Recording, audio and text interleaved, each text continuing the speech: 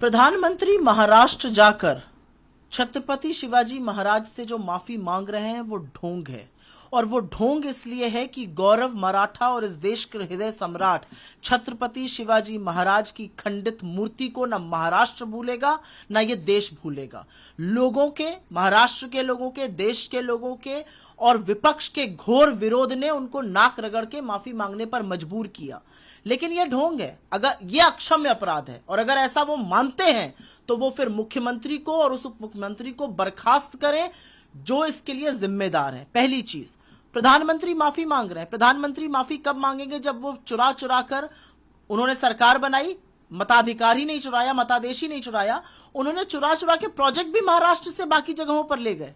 कब माफी मांगेंगे महाराष्ट्र से? और प्रधानमंत्री अगर माफी मांग ही रहे हैं अपने कार्यकाल में बने हुए इंफ्रास्ट्रक्चर की जो ताश के पत्तों की तरह ढह रहा है, प्रभु राम से माफी कब मांगेंगे? राम मंदिर चूरा है।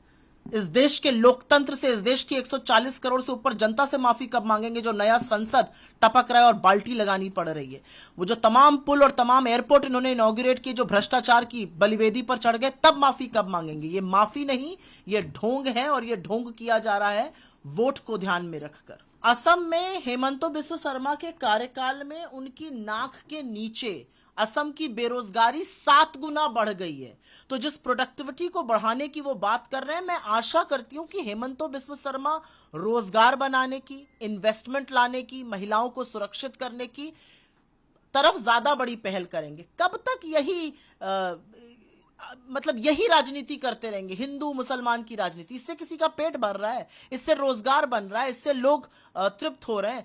कब बात करिएगा महाराष्ट्र के, असम के उस युवा की जो आज बेरोजगार है, उसके बारे में एक शब्द नहीं बोलते हैं, सारी जगह सियासत करने पहुंच जाते हैं। राजनाथ सिंह उत्तर प्रदेश से आते हैं और मैं भी उत्तर प्रदेश से आती हूँ। फर्रुखाबाद में 2 बेटियों का शव मिला है लटका हुआ और पिता कह रहे हैं कि जबरन उनको क्रियाकर्म के लिए दबाव बनाया जा रहा है। राजनाथ सिंह को अपने राजनीतिक चश्मों से वो नहीं दिखता है, नरेंद्र मोदी को अपने राजनीतिक चश्मों से उत्तर प्रदेश क्या फर्रुखाबाद की बेटियां नहीं दिखती हैं, नाबालिग बच्चियां महाराष्ट्र के बदलापुर की नहीं दिखती हैं, उनको उत्तराखंड की नर्स नहीं दिखती है, उनको जो पिछले 20-21 दिनों में 60 से ऊपर रेप हो गए और अधिकतर भाजपा शासित राज्यों में हुए, वो नहीं दिखते हैं। मेरा अपना मानना है कि रेप की राजनीति बीजेपी को बंद करनी चाहिए, क्योंकि ये तेरा रेप वर्सेस मेरा रेप के चलते ही ये सारी वारदातें बढ़ रही हैं। अगर आप आरोपी को लगातार संरक्षण देंगे, अगर आप बेटियों के बजाय बृजभूषण के साथ खड़े रहेंगे, अगर आप बेटी के बजाय कुलदीप सिंह सेंगर को बचाएंगे, अगर आप इतने आक्रोश के दौरान चिन्मयानंद के केस वापस करेंगे,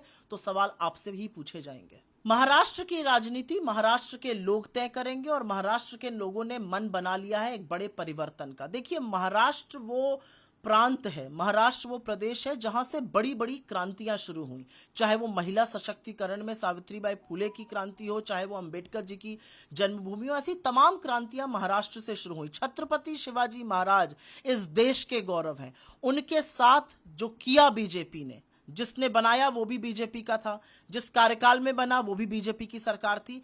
एक आंधी से 9 महीने के अंदर मूर्ति खंडित हो जाती है और पीएम को लगता है वो माफी मांगकर निकल जाएंगे। 67 साल से नेहरू की अनावृत मूर्ति आज तक लगी हुई है महाराष्ट्र में। मोदी जी शायद ये भूल गए कि महाराष्ट्र अपनी अस्मिता के लिए, अपने गुरूर के लिए और अपने इतिहास के लिए जाना जाता है।